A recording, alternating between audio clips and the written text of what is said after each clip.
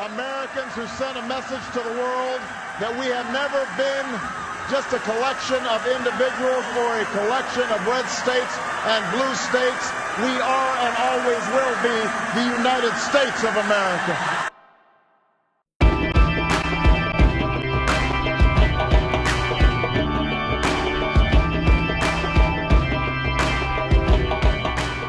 In this election, at this defining moment, change has come to America.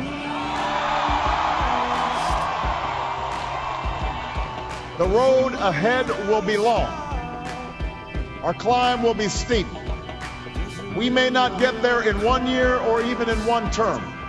But America, I have never been more hopeful. I promise you, we as a people will get there.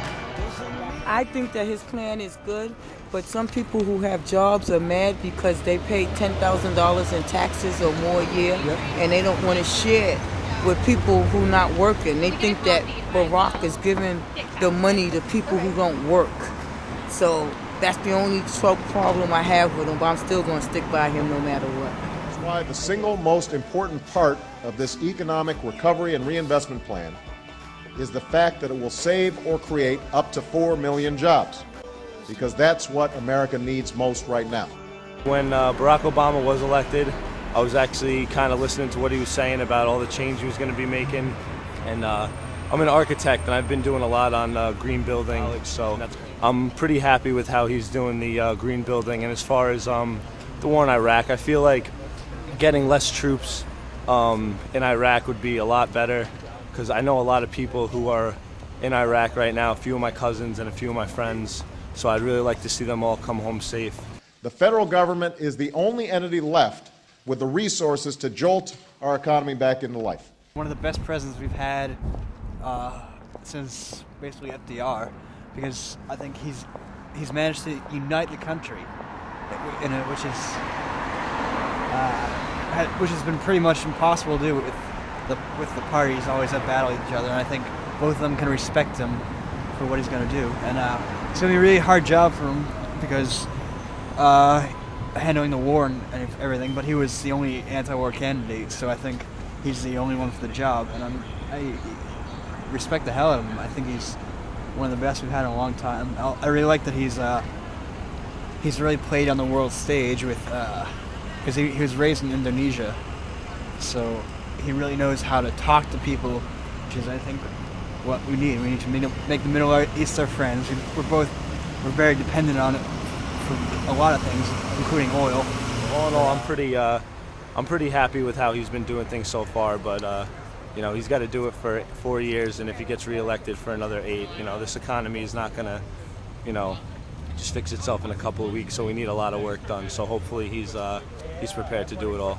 I think he is. I think he actually is, and I think he's going to be a really good fighter for things that matter, which is basically world relations, which kind of fell apart after we all came together after 9/11, then fell apart after that with the wars, and I think he'll be able to bring the whole world together, just celebrate the cause of freedom.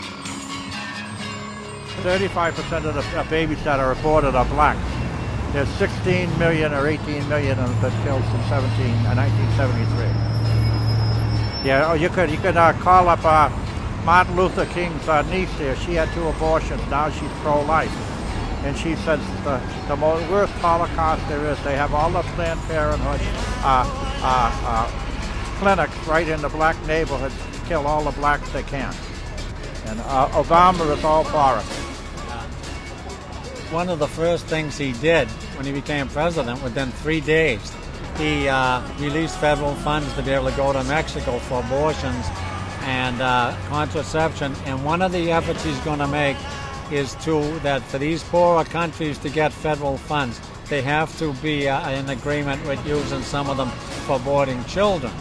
And he's promised Planned Parenthood that he had put in a Freedom of Choice Act. He met with them before the election, and that takes parental control away from the even parents. You wouldn't have your minor daughter, you wouldn't have nothing to say about it. And it'll release every law in America that protects the unborn at all. So as far as I'm concerned, he needs prayers, but he is strictly one of the worst pro-abortion politicians we have.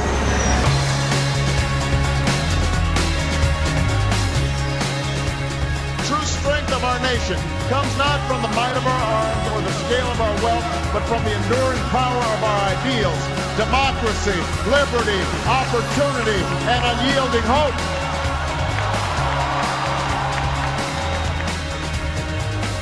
I don't understand why they're not strong. They don't come out strong against abortion, because they're losing, well, 50 million abortions since 1973. When, if I was black, and I don't go, I'm white, black, I would say black, white, anybody, and I do when I want to. But if I was black, I'd like them to change.